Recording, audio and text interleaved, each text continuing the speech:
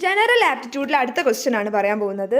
If the sum of first 20 consecutive positive odd number is divided by 20 square the result is. So ആദ്യം തന്നെ നമുക്ക് അറിയേണ്ടത് sum of first 20 consecutive odd number എത്രയാണ്. So നമുക്ക് ആദ്യം നോക്കാം.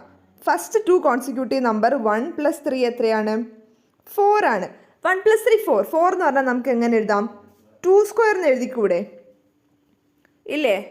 ഇനി 1 പ്ലസ് ഫസ്റ്റ് 3 ആണെങ്കിലോ 1 + 3 + 5. 5 എത്രയാണ്?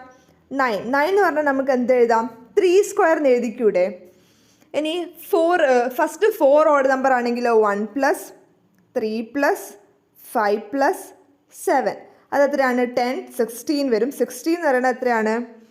4 സ്ക്വയർ ആണ്. അതായത് ആദ്യത്തെ 4 നമ്പർ എന്ന് പറഞ്ഞാൽ ആ 4ൻ്റെ സ്ക്വയർ ആയിരിക്കും. 4 ഓഡ് നമ്പറിൻ്റെ സം എന്ന് പറയുന്നത് 4ൻ്റെ സ്ക്വയർ ആയിരിക്കും.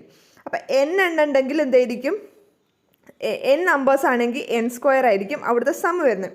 അപ്പോൾ ഇവിടെ ഫസ്റ്റ് 20 കോൺസിക്യൂട്ടീവ് നമ്പർ ആണെങ്കിൽ അവിടുത്തെ സം എത്ര ആയിരിക്കും? 20 സ്ക്വയർ ആയിരിക്കും. സം 20 സ്ക്വയർ ആണ് കിട്ടി. ഇനി വിച്ച് ഈസ് ഡിവൈഡഡ് ബൈ ആ ഓഡ് നമ്പറിനെ ഡിവൈഡഡ് ബൈ 20 സ്ക്വയർ കൊണ്ട് ചെയ്യാം. സോ ഈ കിട്ടിയ സമ്മിനെ 20 സ്ക്വയർ കൊണ്ട് ചെയ്താൽ എത്ര കിട്ടും? നമുക്ക് വേറെ കളർ യൂസ് ചെയ്യാം. Okay, so 20 square divided by 20 square എത്രയാണ്? 1. അപ്പോൾ ഓപ്ഷൻ എ ആണ് കറക്റ്റ് ആൻസർ.